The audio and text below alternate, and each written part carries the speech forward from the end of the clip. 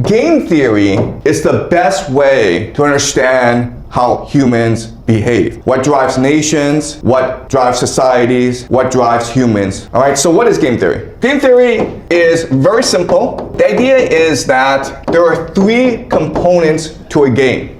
Just three aspects to a game. There are the players, the participants, then there are the rules or the constraints.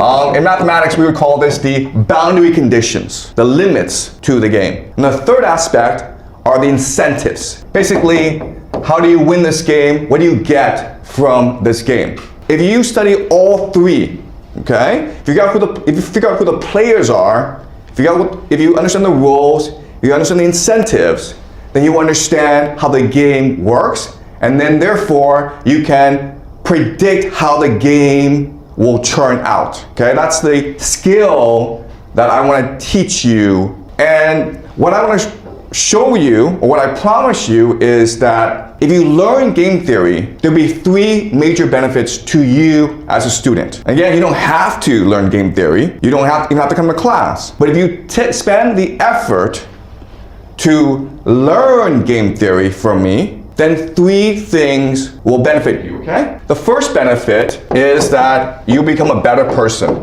The point of education, guys, it's not to get good grades or get into university or get a good job. What I believe is the point of education is to make you into a better person, which means that you are a much more thoughtful person who can better analyze yourself and the world around you. This allows you to make better decisions. This makes you a much more curious, much more moral, and much more imaginative person, okay? So one benefit of learning game theory is you become smarter, and therefore you become a better person. That's number one. Number two is you'll be able to understand the world that we live in, because this world is kind of stupid, okay? So you may have heard that Donald Trump and the American military went into Venezuela for no good reason, kidnapped a president of Venezuela, which is against international law, and then brought him back to New York City where he will stand trial. It's really stupid what happened. But our class, it's not meant to say this is stupid or this is wrong, because we all know it's stupid and wrong. We're trying to figure out why this happened and what this will lead to. And so we will be in this class studying and analyzing current events to understand how the world really works, why people behave the way they do, and understand how the game of the world works. And this requires you to actually follow the news, okay? It's not hard to spend 5 minutes and just read up on the news. But we'll be looking at the war in Ukraine. We'll be looking at a new war between Israel and Iran. We'll be looking at what's happening in South America. We'll be looking at the conflict between China and Japan. We'll be looking at the relationship between the United States and China, okay? So this is relevant to your lives, because you will eventually have to work and live in this really screwed up world that we live in, okay? And the third benefit is, once you understand the game, you will have predictive powers. You'll be able to understand how the world will develop. You'll be able to analyze your own life and understand how you will develop. And that gives you control, sovereignty over your own destiny. So this is all very abstract. And so what I'm going to do now is I'm going to use an example of a game to show you how game theory works. So let's use a really simple game, okay? Let's imagine there are 5 boys and 5 girls, and they want to get married. So these are the players, and what we're going to do is we're going to divide them up into male and female. Then what we're going to do is we will rank the males and the females. So we're going to rank 10 players into 5, 4, 3, 2, 1. 5, 4, 3, 2, 1, okay? And so how do we rank them? Well, we rank them according to their attractiveness, using 3 criteria. The first is genes, The second is wealth. And the third is status. Okay, so genes is very simple. It means that you're good looking. It means you're tall. It means you're healthy. You will live a long time. Wealth just means that you and your family have a lot of money. Status means that you have a lot of friends. You have a high status job. You come from a really powerful family. So these are the three criteria that we can use to judge a person's attractiveness. And then what we can do is rank them from 5 to 1. 5 means really the best.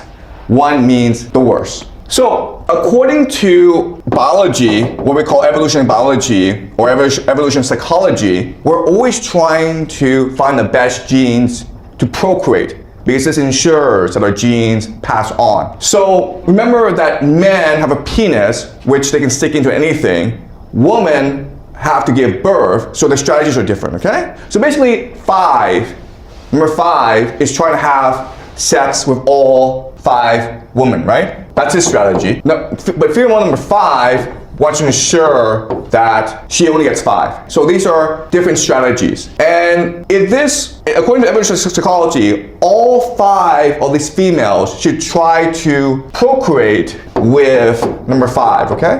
But we know you can't do this. It's suicidal. Why is it suicidal? Because the human race couldn't survive, right? It'd be idiotic to do something like this, where all 5 women are just trying to marry this one guy, and maybe him, okay? But these 3 are eliminated. Because then your society would collapse. You couldn't have that many children. So this can't possibly be true, right? So let's figure out what should happen. So let's think about this rationally. So again, number 5, he's trying to maximize the game. So he's trying to sleep with all 5 women, okay? The problem if he does that is these 5 know they're all being played. And they recognize that this guy is probably an asshole. So 5, the best woman, is like, you know what? There's not much of a difference between 4 and 5, so I'll just go marry this guy, right? So number 4 is gone. And number 4 is like, you know what? 5 is probably making a good decision, so I'll just go marry number 3. And then what happens now is that 5, by trying to marry all the women, is stuck with the worst choice. So that's kind of stupid for him. He's stuck with number 1. But guess what? If any of these guys try this crap, the same thing happens to him, where 4 is like, you know what? I can't get 5, but I'll try to get 4 and 3 together. And then 3 is like, screw you, I'm gonna go and marry 2, 4 is gonna marry 3, okay? Then he's stuck with 1 as well, or he's just alone. So if they try to individually maximize their outcome, they all get screwed in the end. So the only way out of this is that they cooperate, okay? And the best way to cooperate is basically 5 is like, you know what, screw this, I'm not gonna go after 4 or 3, I'll just have number 5, okay? 4 is like, yeah, I'll just go marry 4. No dating, no games, I'll just go marry 4. And 3 marries 3, 2 marries 2, and 1 marries 1, okay? And the world now is perfect. Everyone has a husband and a wife, and they can now just have children, and the world is perfect. And this is actually the best strategy for all the players, right? We call this, the word in game theory we use for this is called the Nash equilibrium.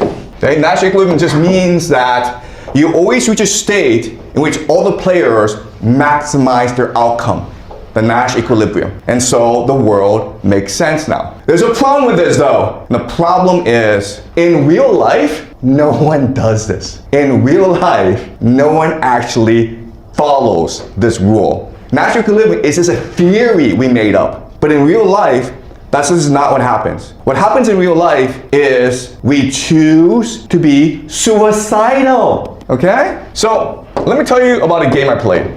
So last year I was teaching this class and I asked the boys and I asked the girls, pretend you're now 30 years old, right? Your parents are pestering you to get married and you've been on the dating market for 10 years. There's really no one that you think is perfect for you. You have basically given up on love. Imagine that you want to get married now and tell me what is the minimum requirement you need in order to agree to marry someone else, okay? What's the minimum, okay? And then I have the boys and the girls write down a response. The boys were pretty simple, right? Well, you know, as long as she likes me, and as long as I can put my penis into her, I'm good, okay? It's that simple, okay? It really is. Guys are like, yeah, I'll settle for anything. That's the boys, right? Girls were different. Girls were like, okay, if I don't love him, if I'm not even attracted to him, I need about $1 million a month. Yeah, I need about $1 million. Wow. This makes no sense, right? So in theory, we should follow Nash equilibrium. But in real life, what happens is this. All the girls want this one guy, okay? And maybe number 4. They'll settle for number 4. But 3, 2, 1, they don't want. And we know because just look at the world around you. Look at these billionaires, right? Like Elon Musk. How many wives does he have? How many children does he have, right? All the women in the world, many, not all, but many just want to marry actors like Brad Pitt, billionaires like Elon Musk, right? And 3, 2, and 1, what do? Well, they watch Netflix, they watch porn, they play video games. They've given up on life, okay? They're like, we don't care. We call these people incels, right? Involuntary celibates, because basically they've given up on life and life has given up on them. So this entire competition is between number 5 and 4 for all the women in the world. And this is, again, suicidal. This will lead to the death of humanity. And the question now is, okay, why are we suicidal? And so let's look at game theory analysis, right? The players, the rules, and incentives. We know what the players are. The players are doing stupid things. The rules we know, okay? But the incentives is something that we have to think about. Why are they behaving like this? And the answer is because they're not interested in sex or procreation. What they're interested in is status, okay? That's the game they're playing, status. I don't want to marry someone to have children. I want to marry someone so I can take a picture of her and post it on Instagram so I can get a lot of likes. I want to marry someone so I can walk with her in the mall and all the guys are jealous. I want to marry someone who I can brag about, okay? It's a game about status, not a game about sex or procreation. Do you understand? People are not being rational here. People are trying to maximize their status in life. And that's why everyone's behaving like this. She may be the eldest woman in the world, but she's still like, you know what? It's still my choice whether or not to have kids. And having kids is a pain in the ass. So if I'm gonna make the sacrifice, this guy better be good looking, okay? Or this guy better be rich. Otherwise, why would I want to have kids? So this is why people behave the way they do. If you think about this way, what you recognize is that people are rational. But to understand why they're rational, you have to figure out what the game is. But then this leads to us to a question, which is, okay, well, clearly this is wrong because if we behave like this throughout human history, we wouldn't be here today, okay? How is it that we have this game today and we're gonna die, but we must have come from somewhere. We've been around for like a long time. So how is it that humans have survived for so long doing these stupid things? And the answer is because the game changes over time according to the superstructure of society. The superstructure is what determines the nature of the game. Superstructure, just think about the big picture, right? How many people are there? Is society wealthy or poor? Are there enemies to this society? Okay, this is the superstructure, the big picture. Demographics, economics, culture, politics, religion. And these things together is what determines the nature of the game.